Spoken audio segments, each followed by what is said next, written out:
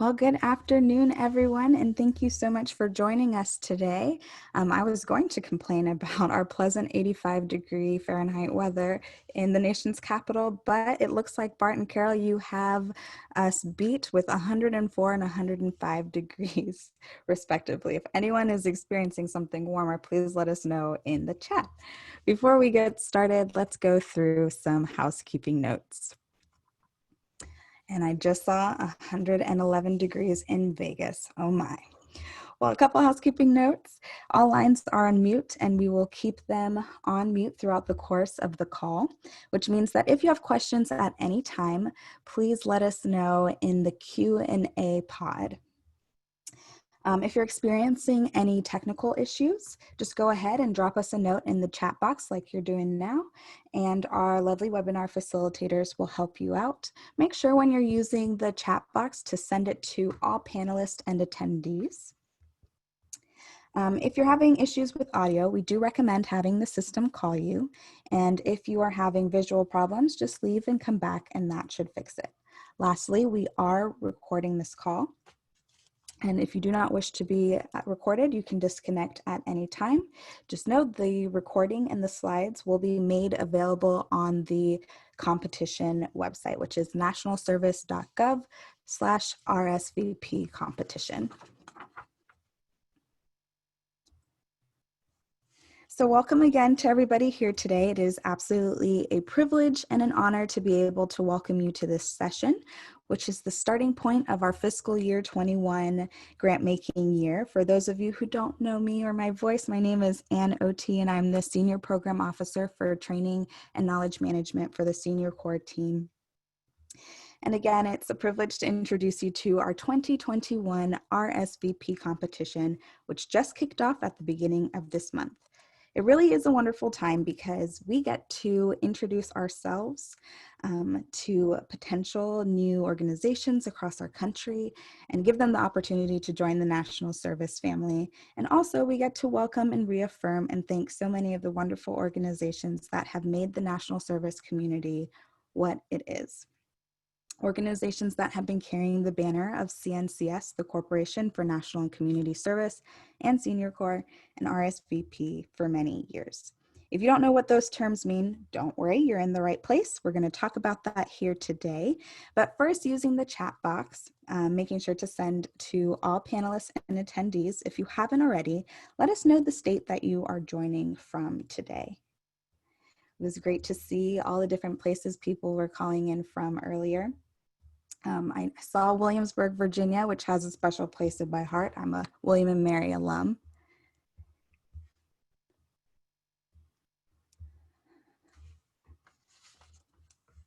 Awesome. Thank you all so much. Remember, as we continue today's session, to send your chat comments to all panelists and attendees.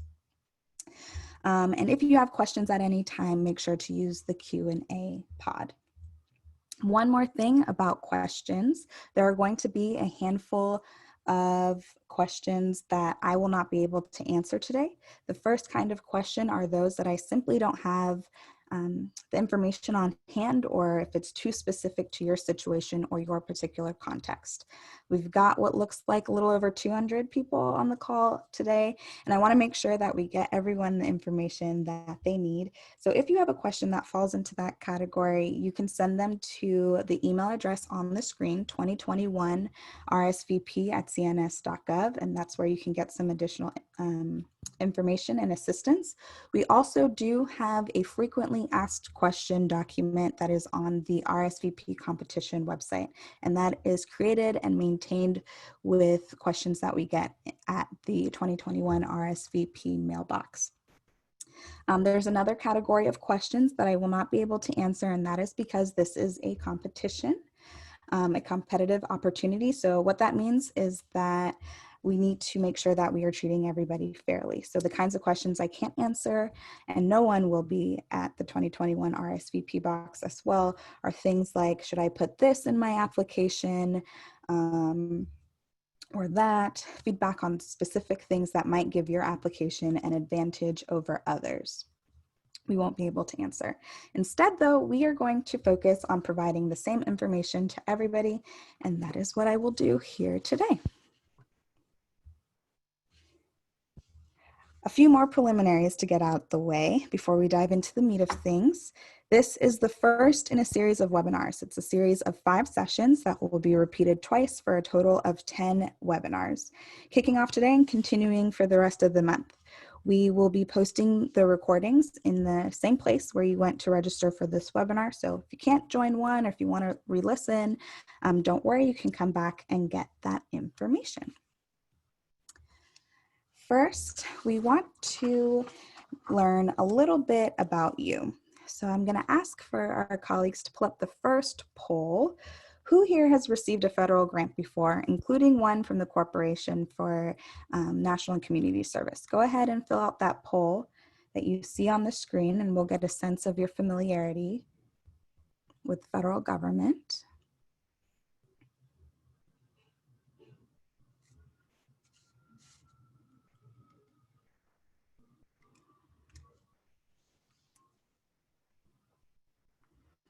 Okay, it looks like a little under half have a grant from the federal government, and some do not. Well, welcome. All right, our next question that we have, how well do you know Senior Corps? That is the grant program of the Corporation for National Community Service that I work for and for which RSVP is a part. Go ahead and let us know your answers to that. I'll give you a couple of seconds to answer this question.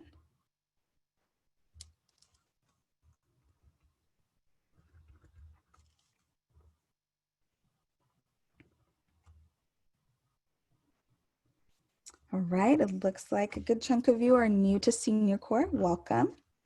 Our next poll question, how would you describe the primary field of your organization? So Senior Corps and CNCS and the national service community are very diverse. Our organizations have different focuses. You probably consider yourself to belong to more than one of these categories, and that's okay too. Just pick the one that best describes your organization.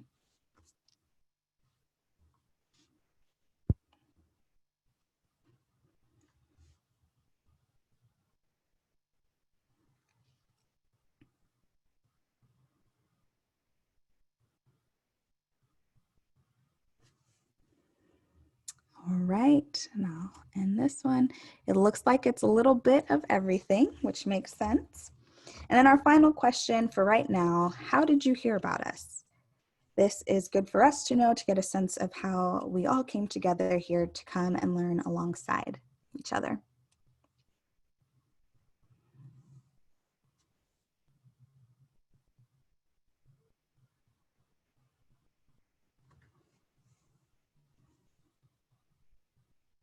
All right.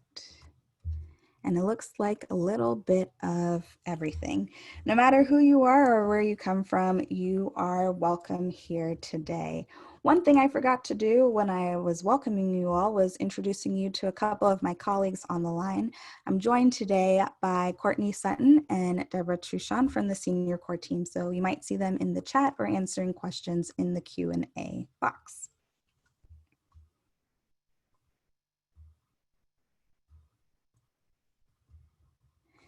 All right, so let's take a look at our agenda. A lot of what we will be doing here today is explaining some of the terms that you've already heard me mention. What is the Corporation for National and Community Service? What is Senior Corps, and what is RSVP, the specific program for which the grant opportunity is now open? Now, I know many of you, this is familiar. Some of you said that you were grantees, but hopefully you will learn a little bit coming through this process as well. So we'll start by establishing some basic facts about the competition so that everybody is working from the same basic information. We are accepting applications now for the RSVP program in specific geographic areas. If you don't know what that means, don't worry, I'll get there in a second. Applications are due by 5 p.m. Eastern Time on September 1st, 5 p.m. Eastern Time on September 1st. And to view available geographic service areas, you will look at a document called Appendix A. Appendix A is one of the most important documents related to this competition, and it lists out specific geographic service areas that are open.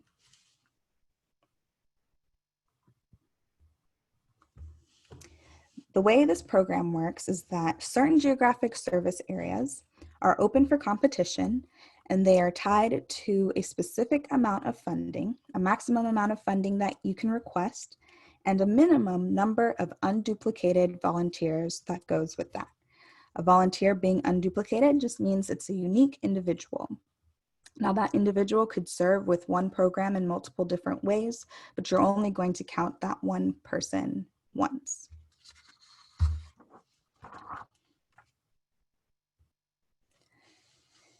And if you look at Appendix A, and it's the appendix to the Notice of Funding Opportunity document. If you look at Appendix A of that document, it will list out all of the current available geographic service areas. It's going to look a little bit like this. And then this is actually the first listing on this year's Appendix A. What you'll see are an opportunity number, a total funding amount, number of unduplicated volunteers, and you will see what is called the areas affected. And that is computed as a package. So when you will apply for that package of things. You apply for a specific geographic service area for no more than a specific amount of funding, and to recruit and maintain no fewer than a specified number of unduplicated volunteers. It's a package deal tying those three things together. We often get asked, I don't see a particular geographic service area that I'm interested in. Well, there are over 900 opportunities in almost all of the 50 states on that list. So there's going to be a lot there, but if you don't see your particular area that you are interested in, it might be because we actually go through a 3-year competition cycle, and this is year 3. So it's possible that the geographic service area that you're interested in has been competed previously. And we'll talk a little bit more about ways you can get involved if that is the case. Let's talk about some of the resources that you're going to use. So many of your first questions are likely along the line of what you're seeing on the screen right now. How long is the award? What is the review process? Are any matching funds required? What kinds of projects the CNC is hoping to fund, and more? The vast majority of the answers to these questions are actually included in the document that I mentioned earlier, the NOFO, the Notice of Funding Opportunity. This is your gateway to the competition. It's your map to the competition, and that means that all of the information that you will need will either be available in this document or linked in the document, the NOFO.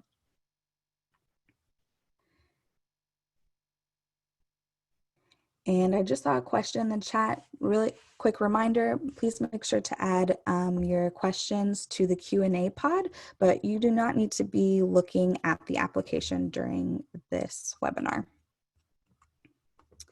To get to the Notice of Funding Opportunity, you just need to go to the nationalservice.gov/RSVP competition website, and you will find a link to the Notice of Funding Opportunity. This is where you should start. You should read it, know the document upside down and backwards. It's a very critical document. You might have noticed that the second webinar in our series, which is on Wednesday, is a guided tour of that document. So please come back as we go through it, and remember that this is a critical document.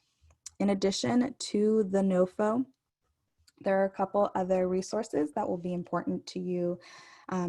We've got the grant application instructions, which are a step-by-step guide to navigating our electronic grant management system, eGrants, Appendix A, which I've already referred to, and that's the list of available opportunities. We have Appendix B, which explains our national performance measures in depth. That's another topic where we will spend a whole webinar later on, July 21st, I believe, going in depth on that specific document and the National Performance Measure requirements, which are your requirements for measuring performance. We have the work plan development worksheets, which will be very helpful to you in trying to think about how you plan your activities and how you can communicate your plans with us. And then finally, we have the list of frequently asked questions that I mentioned earlier that we do update throughout the process based on what's coming into the 2021 RSVP at cns.gov box. All of these resources are available on the 2021 RSVP competition page. And if after reviewing that information, you're not finding an answer to your question, of course, you can email 2021RSVP@cns.gov. So that covers our competition overview. Now for the fun stuff, the introduction to CNCS and Senior Corps. Again, if you're already familiar with this, I hope that you will think of it as a refresher.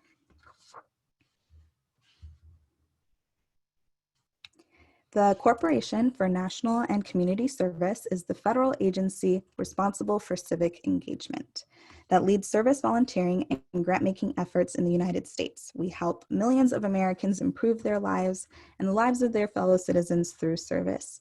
We do that mostly by working hand in hand with local partners to tap the ingenuity and the can-do spirit of the American people to tackle our country's most pressing challenges.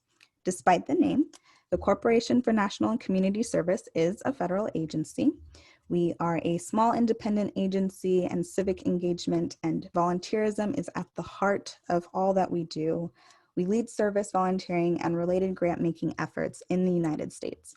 And our mission is to improve lives, strengthen communities, and foster civic engagement through service and volunteering. What is national service? Well, you can read along on the slide with me. National service is an opportunity to volunteer your time and talent to make a difference in people's lives and get things done for America. Through AmeriCorps and Senior Corps, individuals of any age can serve their country and their community by putting their valuable skills to use.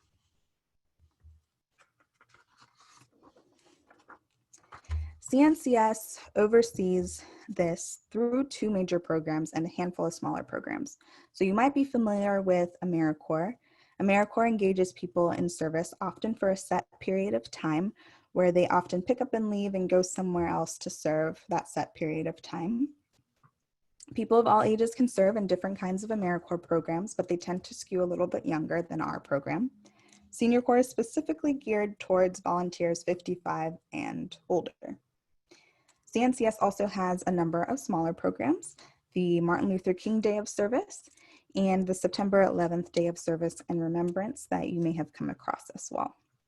And they are all united under the banner of CNCS, the Corporation for National and Community Service. If you want to learn more about CNCS generally, you can visit our website, nationalservice.gov. You can check out statistics on national service in your state, in your regional office, and social media.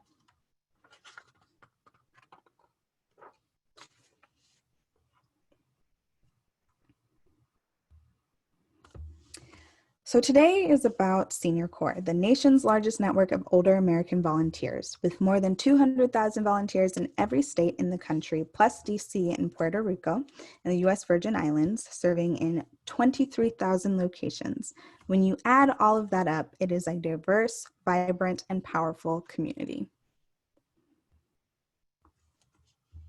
Here are some of our favorite statistics. Like I mentioned, more than 200,000 volunteers all across the country serving 50 million hours each year. They do things like helping older Americans live independently, mentoring students with exceptional needs, combating elder abuse and opioid addiction, and responding to the COVID-19 pandemic relief efforts. It also has effects on volunteers themselves. In the top right corner, you see 84% of our volunteers report stable or improving health as a result of their Senior Corps service.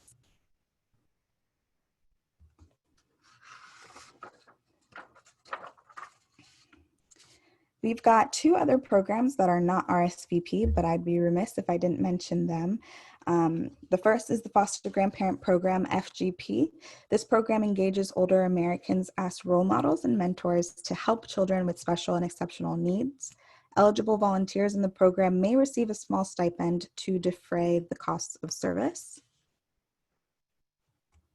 We also have the Senior Companion Program, which is a little similar, except for the volunteers in this program provide assistance and friendship to adults who have difficulty with daily living tasks such as shopping or paying bills, helping them remain independent in their homes. And again, eligible volunteers, and when we say eligible in that framework, we're actually talking about a specific income threshold.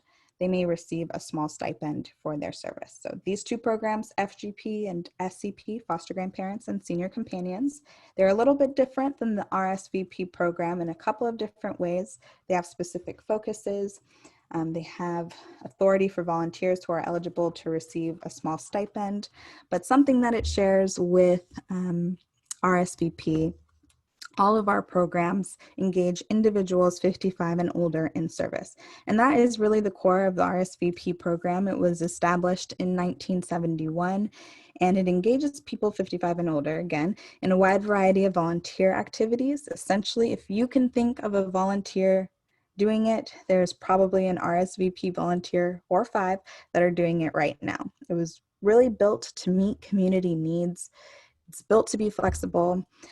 So among other things, RSVP volunteers tutor children, they renovate homes, assist victims of national disasters, and I could go on and on and on and on and on.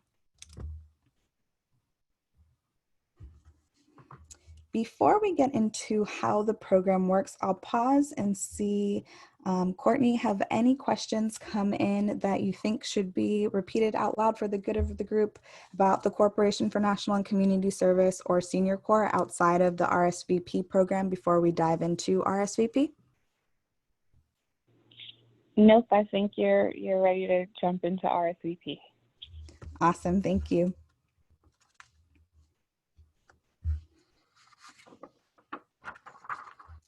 All right, so moving ahead, we've already mentioned that Core 2 Senior Corps is engaging individuals 55 and older in service. In a lot of ways, it's a program about connection, about connecting those volunteers to community needs and leveraging them to meet those needs. If your organization were to be awarded the grant through this competition, your organization would be responsible for implementing the RSVP project in the awarded service area. You would likely use the grant funds to support the salary of an RSVP director to run RSVP at your organization, which would now be the sponsor or grantee. In your application, sorry about that. In your application, you will have explained needs in your community and how you would recruit and place RSVP volunteers in the community to make an impact on meeting those community needs. And then the organization where you would place RSVP volunteers to serve become known as volunteer stations. And this could include your organization, the sponsor itself. If you want to learn more about what being a Senior Corps volunteer actually means or how the Senior Corps program actually works in practice, we have an awesome resource on nationalservice.gov called Senior Corps Stories. So I just wanted to share a couple of them. The first one is the RSVP Coffee House. We have an RSVP project sponsor, Thames Valley Council for Community Action. They're a community action agency in Eastern Connecticut. They opened the first Veterans Coffee House in Killingly, Connecticut in 2015. The coffee house offers a venue for veterans to socialize while providing information on benefits available to veterans and their families. Speakers represent a variety of organizations serving veterans, such as the Soldiers, Sailors, and Marines Funds, the Veteran Service Office of the Connecticut Department of Veterans Affairs, and more. Through the connections made at the coffee house, veterans have gained access to additional services and benefits for which they were eligible, including housing, energy, medical, and food assistance. The original coffee house is now self-sustaining and operates independently of RSVP with the support of 14 RSVP volunteers. The sponsoring organization was able to open 4 additional coffee houses. And between April 2016 and January 2018, a total of 535 veterans have attended the RSVP Veterans Coffee Houses throughout Eastern Connecticut. We've got another volunteer here, Mr. Jim. When asked about his time volunteering in the community, Senior Corps RSVP volunteer, summed it up best: "There's no better place to meet people, caring, happy people who lift me up." Jim is a retired professor in biological and agricultural engineering at Kansas State University. And during his time as a RSVP volunteer, he has organized and managed the parking lot and line of cars for the Harvesters Mobile Food Pantry each month. He spent some time working with the VITA tax program and with state and national organizations related to his work in agriculture and engineering. These are just a handful of examples, and as you can see from the previous screenshot, there are many, many, many stories there. I really recommend taking some time to explore some of these resources because it's the best way to get to know RSVP. We'll add these links in the chat, but to learn more, you have the stories that we just shared, and a link to those will be in the chat box. We have some impact videos, and these are great because you get to see programs and volunteers telling their story in their own words. You get to see them in action. I mentioned the national service in your state earlier, but for the question of other ways to get involved if you don't see your specific geographic service area on Appendix A, that is a great starting place. And then finally, we post the results of our competition online at the website that you'll see in the chat, the transparency postings or transparency results. And you can actually go there and view successful and unsuccessful applications from the past on that site. So that's another great resource to get to know RSVP. Now that we've got a picture in our mind, let's get a little bit more technical. We're now going to spend some time working with specific terms. And to the question I see, if I don't see my county on the appendix, what to do, check out national service in your state to see what programs are close by. So there are 2 key terms that you need to know to really understand how RSVP works. The first is sponsor, which we use synonymous to a grantee, and that's an organization that receives RSVP funding and is legally responsible for the grant funds.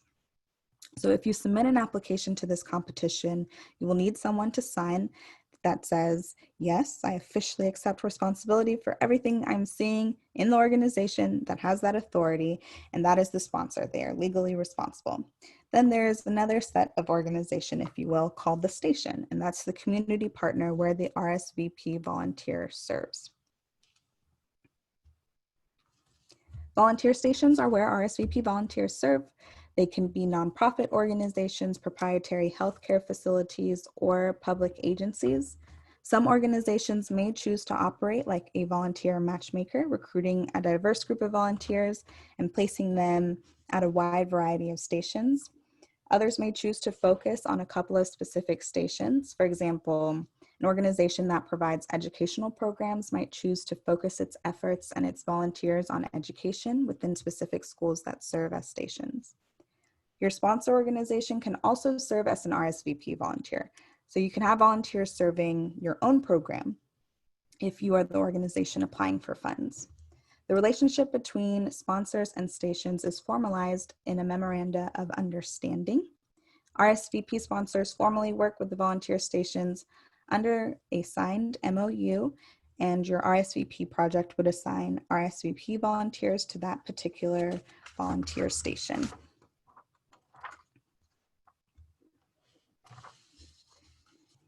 So what that really means is you have the grantee or the sponsor that is receiving the funds. You've got stations out there in the community. The grantee provides the management of that grant, and the volunteers and station provide on-site supervision and management of the volunteers. And also some performance data will be given back to the grantee so that they can enter it back to us here at CNCS. And all of that is formalized in the Memorandum of Understanding, the MOU. So to help us think through how this looks in practice, we're going to share a couple of models of what RSVP could look like.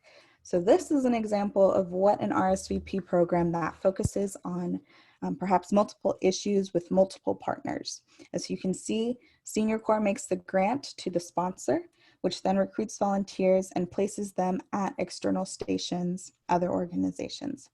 They could also be conducting a wide variety of activities. So one could be a food bank, for example, and another could be a school. Here is another example of another type of model. So Senior Corps would make the grant to the sponsor, and the sponsor runs its own programs. They may be very focused, working only in an area of education, for example. The sponsor could then go and recruit volunteers to work on its own programs. Again, so us here at CNCS and Senior Corps, we provide funds to that sponsoring organization. The grantee then becomes legally responsible for managing the grant. They go out and recruit volunteers in their community, and they place them at community stations.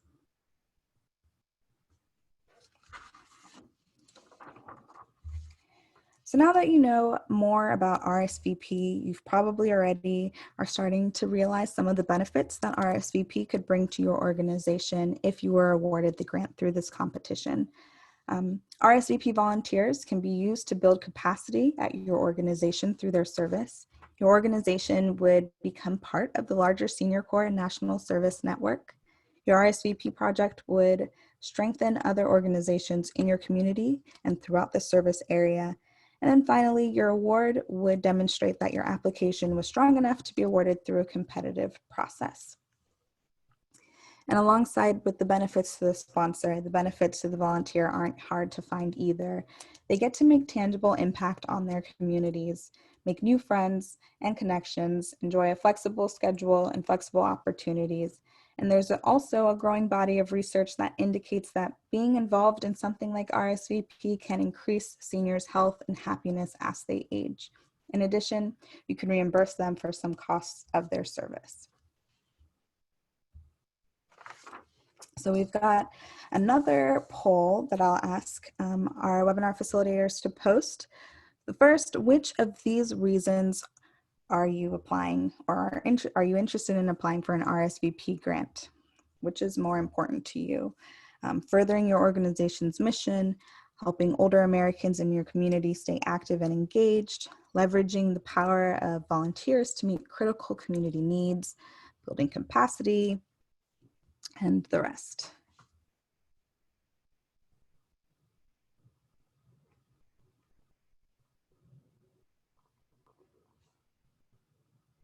And I'll give you some time to choose one.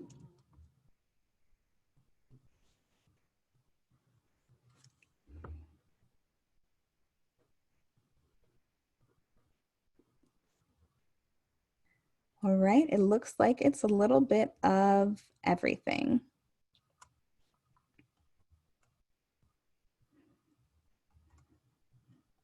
Which makes sense because it's really all about what is right in your community. The next question, if I receive an RSVP grant, I am likely to blank. Please select an answer.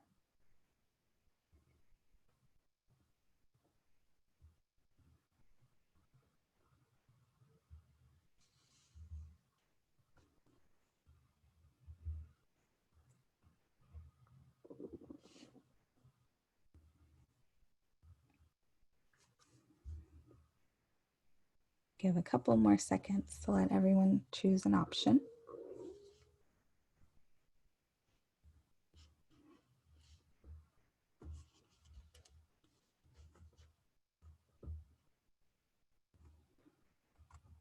All right, thank you for participating in our poll. Let's move on to the next subject.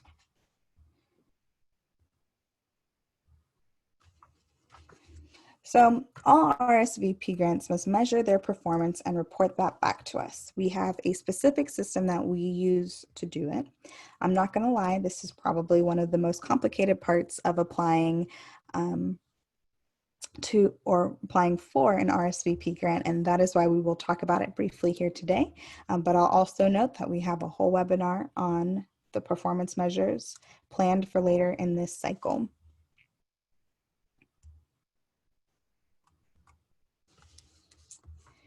So volunteers can be allocated to two kinds of work plans: national performance measure work plans, which we also call outcome-based work plans because they result in specific outputs and outcomes, specific measurable things. So that's one option. And then we have the other community priority work plan. And that's more of a catch-all for other kinds of activities that don't fit into our specific measures. There is a requirement that applicants must place at least one unduplicated volunteer in work plans for every $1,000 in federal funding that they receive.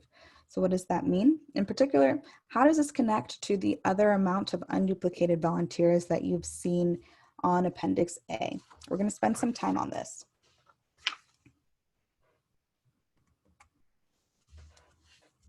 So we've got ourselves an example here. In Appendix A, you will see information, again, that looks like this: the state, opportunity number, the total annual funding available, number of unduplicated volunteers, and then this area is affected, this geographic service area. Now, as we mentioned previously, you can apply for no more than this amount of funding. So in this example, someone who is in Verona could apply for no more than $75,000. And if you're applying for this particular service area, if you're doing that, you need to have at least 100 unduplicated volunteers. But when you look at our requirements, we also have the requirement that you must program at least one unduplicated volunteer in national performance measure work plans for every $1,000 in federal funding that you receive. So we need to do a little bit of math to reconcile these two things. First, you would divide the total annual funding amount by 1,000. So $75,000 divided by 1,000. And that gives us 75.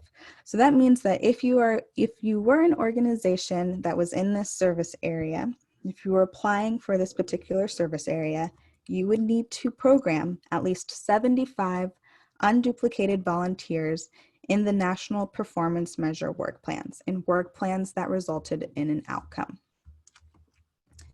You need to program your other volunteers, in this case, at least 25, with no less than 100 total volunteers. So this could be 75 or 77 or any number all the way up to 100.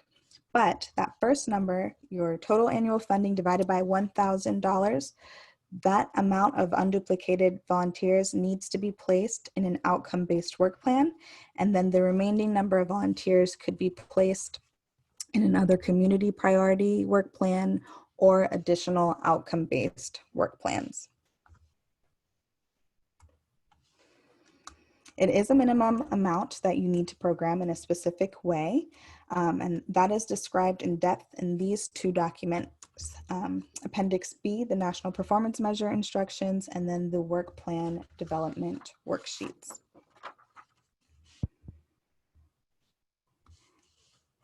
So at CNCS, our performance measures fall into 6 focus areas: disaster services, economic opportunity, education, environmental stewardship, healthy futures, veterans and military families, and then capacity building. Here is a screenshot from our performance measure instructions. And what you'll see is that each output has a corresponding outcome or outcomes to choose from for a certain objective. Here is another screenshot from our performance measure instructions, and it shows the definitions of these measures. On the screen now, you will see the components of performance measure work plans. Now we're just going to barely scratch the surface of this today. And again, we'll be talking about them in depth for a whole hour later on in this cycle of webinars. And that's when we'll dive into the question about performance measures. But just know for now that national performance measures are how we at Senior Corps and CNCS measure performance. And they're really important and really focus on the requirements that you see in these key documents that I shared, Appendix B and the work plan development worksheets.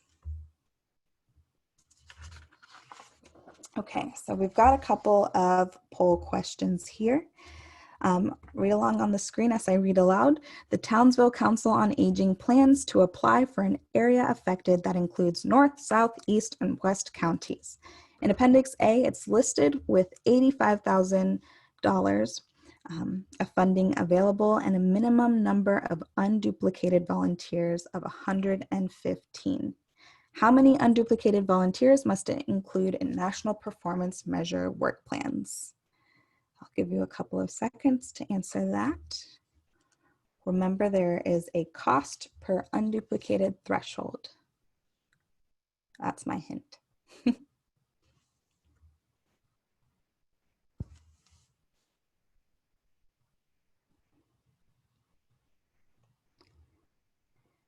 All right, let's end the poll.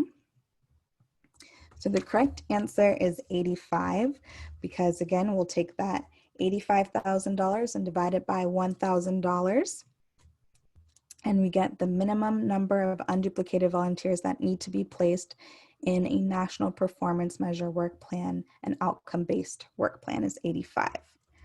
But assuming it includes only the minimum number of volunteers required in the national performance measure work plans, which is 85, how many unduplicated volunteers must it include in other community priorities?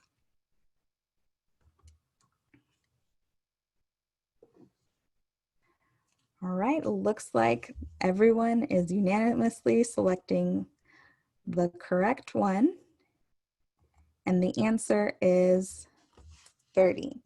Now, the 30 remaining volunteers don't need to be placed in other community priorities. If there is an outcome-based work plan that you have a community need for, you can definitely program volunteers there, but that is also an option for you. And then our last poll question we have, true or false? It must include all of its national performance measure volunteers in one single work plan.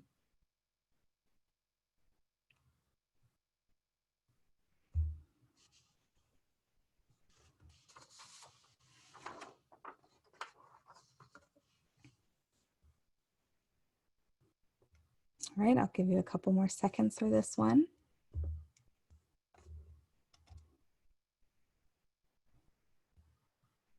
And the correct answer is false. You can have as many work plans as you need to meet your community needs. Great.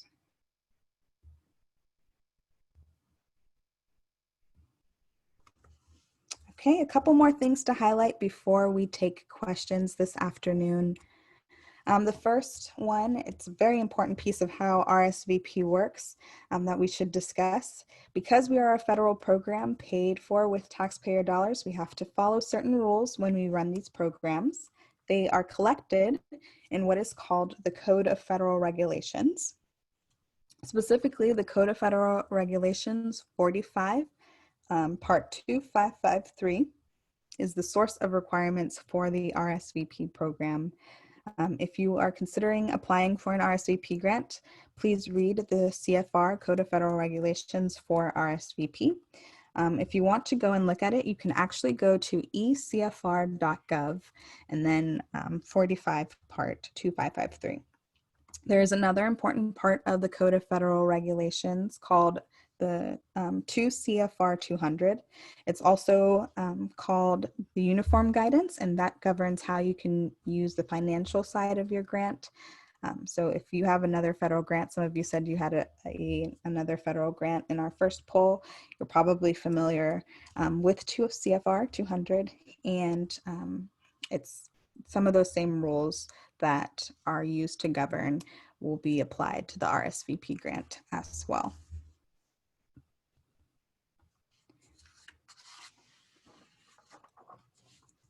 Want to spotlight 2 particular regulations right now. First, there are some service activities that you cannot engage in. So RSVP volunteers cannot replace paid staff They cannot have volunteer activities that are political in nature, including influencing elections or voter registration activities. RSVP volunteers cannot give religious instruction or conduct worship services as part of their duties. And also the sponsor cannot use grant funds directly or indirectly to finance labor or anti-labor organizations or related activity. We also have very specific requirement on the kinds of criminal history checks that your staff actually go through, highlighting the importance of reading through the Notice of Funding Opportunity. So I'm going to say it again. The Notice of Funding Opportunity is a very, very, very, very, very, very important document to make sure that you read through. These are some common types of costs that we see in our grant application. Obviously, these are just common things and not meant to be an exclusive list. Another thing I wanted to mention is match, and I think I saw a question about match in the Q&A box. Match is a requirement of our grants. The way match requirements work, in your first year of getting the award, you are required to match 10% of the total project budget. And then for each of the first 3 years, that increases by 10% until it gets to 30%. If you are an incumbent, so that means that you already are a RSVP grantee applying for the same service area that you currently serve, then you will be starting at this 30% level because you're already there. New applicants, you're going to be looking at the sliding scale, but incumbents, you will be entering at the 30% of the total project if given the award. The project period for grants for this competition is 3 years. CNCS generally funds 1 year of the 3-year award at first. Grantees are eligible for continuation funding for years 2 and 3, as long as they demonstrate satisfactory performance that indicates the grant is on track to achieve the proposed performance measures at the end of the 3-year period, that they demonstrate the capacity to manage the grant, you're in compliance with grant requirements, and that includes terms and conditions of the grant, the requirement for biannual reporting of performance measures and securing the required match of the budget, and then the availability of congressional appropriations. And then after 3 years, the grant may be renewed, which is a non-competitive process, again, pending appropriation and satisfactory performance. And then if you're renewed after those 3 years, competition begins again 3 years later. So 6 years from the initial award. And I know that probably sounds confusing. So here is a graphic that shows it. So if given the initial award, you would start in 2021. Pending appropriations and satisfactory performance, you could be awarded a continuation for years 2 and year 3. Then you're able to renew your grant, and then after 6 years, we go through competition again. So that concludes our prepared content for the afternoon. While we get ready to transition into questions, I did want to share this calendar of our series again and hope that you will join us as we delve specifically into the NOFO, the Notice of Funding Opportunity, performance measures, and more. And with that, I will invite Courtney on the line to share any questions that should be repeated out loud for the greater good.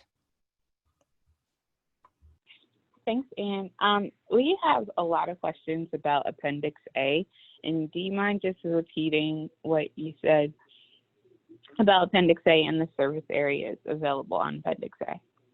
Sure. So RSVP, we have a 3-year competition cycle, and this is year 3. So if you don't see your geographic service area on Appendix A now, it's very likely that your area was competed in the past 2 years. But that doesn't mean you can't get involved with Senior Corps. I would recommend going to the link that we shared earlier about national service in your state, and that will show the organizations who have the grant in your service area, and you can contact them to perhaps become a station and have volunteers serve at your organization. And thanks, Jeff just added national service in your state to the chat box. The next question is if you can explain more about the maximum dollar amount and the minimum number of unduplicated volunteers.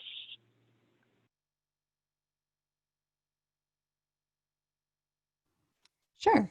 On Appendix A, you see a package of 3 things that we compete. The geographic service area, a number of unduplicated volunteers, and a total amount of funding.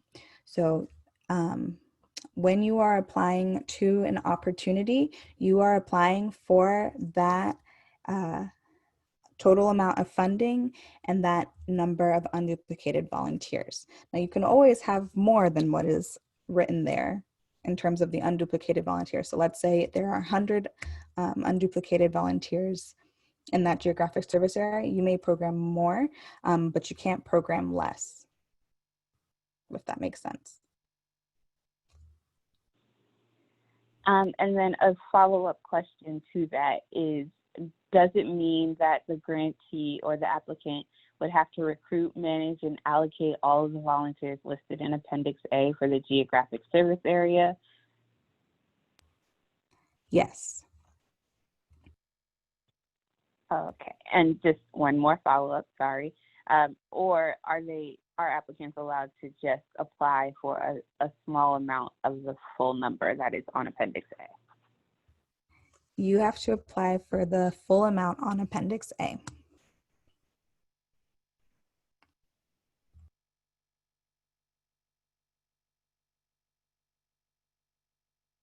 And we also got some questions about COVID-19 and a setup of stations for COVID-19 and volunteering opportunities given COVID-19.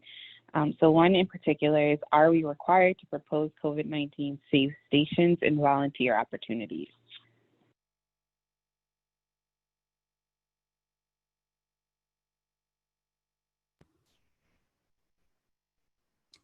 So I can't tell you what you can propose on your application, but there is Appendix B and the work plan development worksheets, which have the allowable output and outcome pairings. And with that, you can determine a station that can serve to meet the output outcome pairings.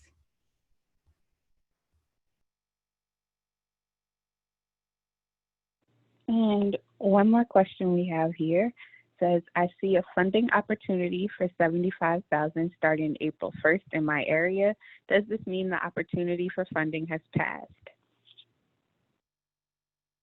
So the awards that are made through this competition would start in 2021. So April 1st, 2021 or July 1st, 2021.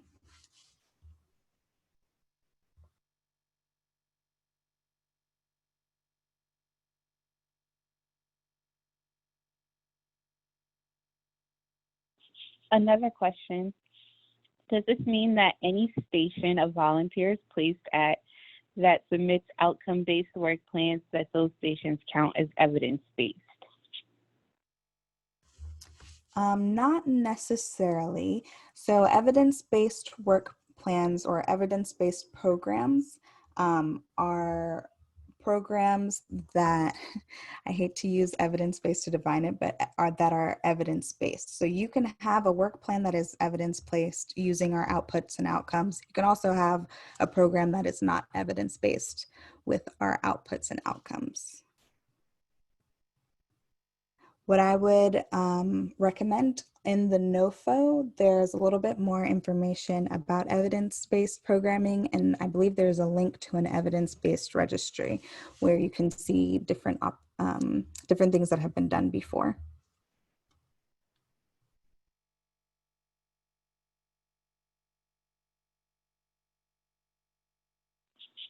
Another question we have here is, what is the smallest size organization that has received one of these grants in terms of numbers of employees of the organization? I'm not sure that I know the answer to that. I know that we have a diverse array of organizations, from small mom and pop nonprofits to bigger national organizations. So really, we have sponsors that fall anywhere in between.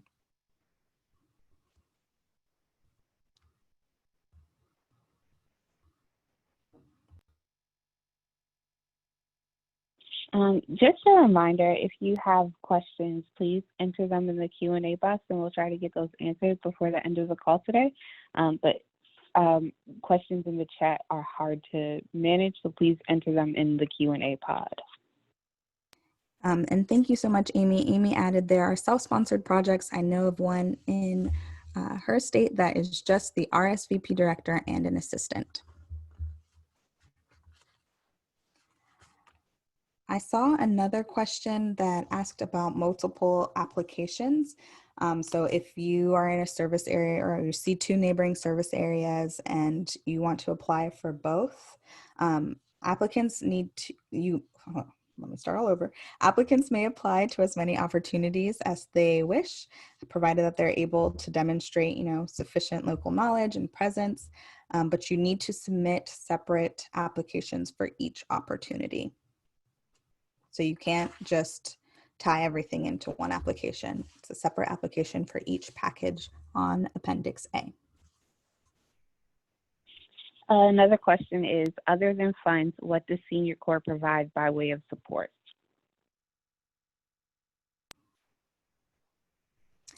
So other than funds, if you are given the award, you will have a portfolio manager in one of our local regional offices who will be supporting you. And then from the Senior Corps Headquarters office, we provide trainings and guidance.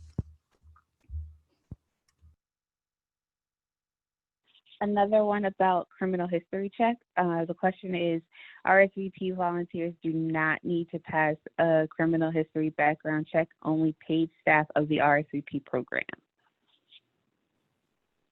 Yes, that is correct. So RSVP volunteers do not need to go through CNCS's National Service Criminal History Check. So NSCHC, National Service Criminal History Check. It's just the paid staff that would need to go through that.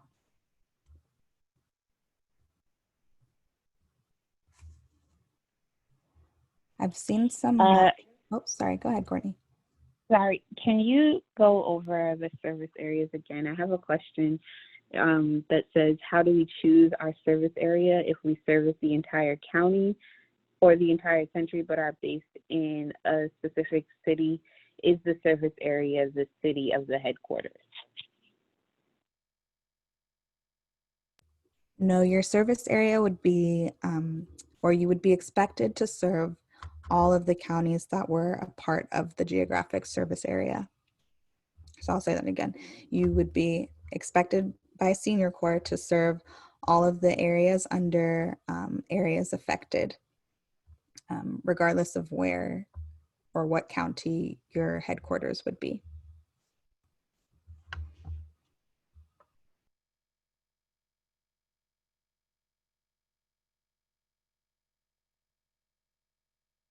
And I'll add the same applies if you are an organization that wants to apply to an opportunity, but your headquarters maybe is located outside of the geographic service area. You can still apply, but just know that if awarded, the project must serve the geographic service area exactly as it's described in Appendix A. One last question is, can our current volunteers sign up for RSVP and still be considered as a volunteer? Sorry, say that again.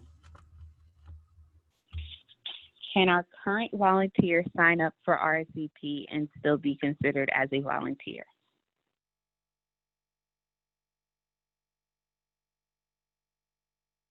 So if your organization is awarded the grant and you decide to make your organization also the station, you can decide to program whoever you want as long as they're 55 and older into those work plans.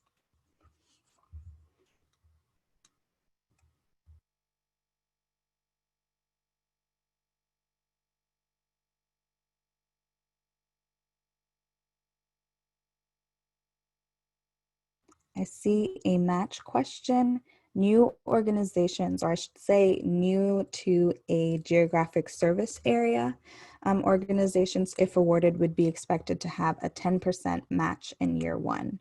If you're an incumbent of a geographic service area, so you currently serve a geographic service area and you're awarded the grant again, you would be expected to have a 30% match. If you are an incumbent grantee and you apply to a new geographic service area, in that new geographic service area, you would go back down to the 10% match. Another question on Appendix A, why are some of the opportunities highlighted in yellow? That is a very good question. So opportunities that are highlighted in yellow are opportunities that were added or updated after the initial posting on July 1st. Is the initial award the amount listed on the RSVP, or is it split by 3 due to 3 years? So I can answer this one, sorry, Ann. The initial award is the amount listed on Appendix A, and that is the amount that you receive every year. So if on Appendix A, the area is listed at $50,000, you would receive $50,000 based on appropriations every year for the 3-year cycle.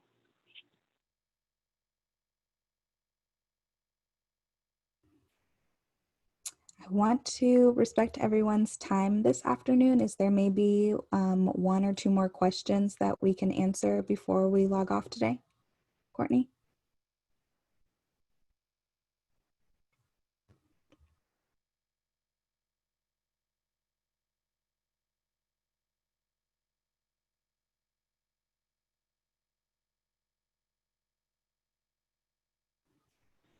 Can we go over Appendix A one more time? There's a couple more questions in here still about Appendix A and the service area. Sure. Let me actually go back to the beginning of the slide deck. That might help a little bit.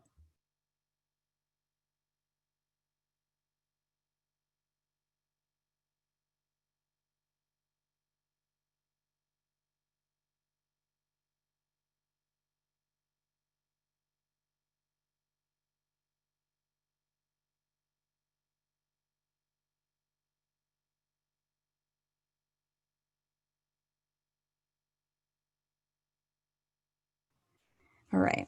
Sorry, that took a long time.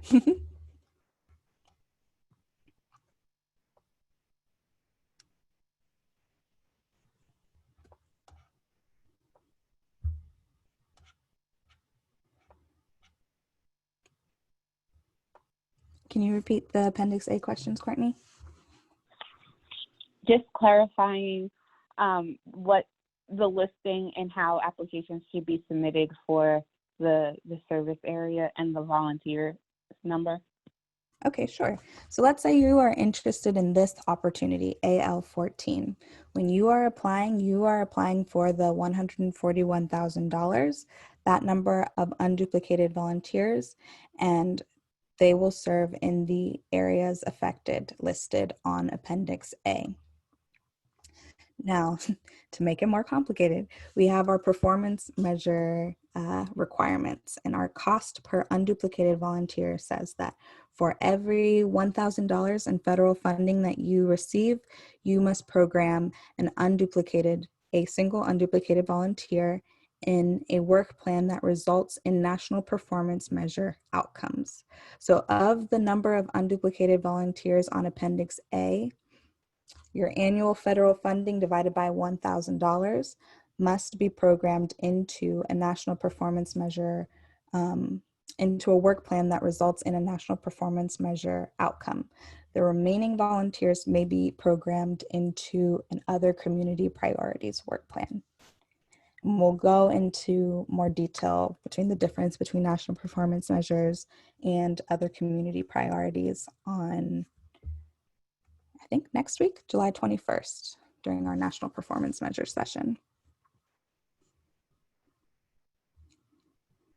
But when you are applying to the package of these 3 things: the total annual funding available, the number of unduplicated volunteers, and the areas affected.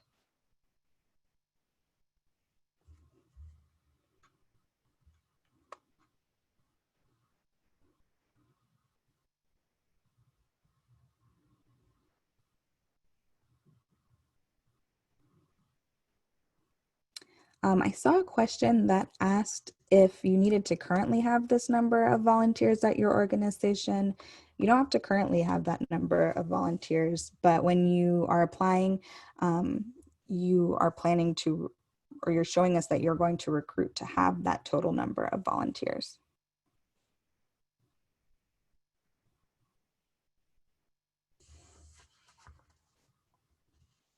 All right. Any other questions? Courtney, one last question for the good of the group. I know we're a little over. I don't think so. All right. Well, thank you everyone for joining us here today. I hope that you learned a little bit of something about CNCS, Senior Corps, and the RSVP program. Again, we are really excited to welcome you into the National Service family and look forward to spending the next few weeks with you going through this cycle of webinars. So I will see you on Wednesday. Have a great afternoon.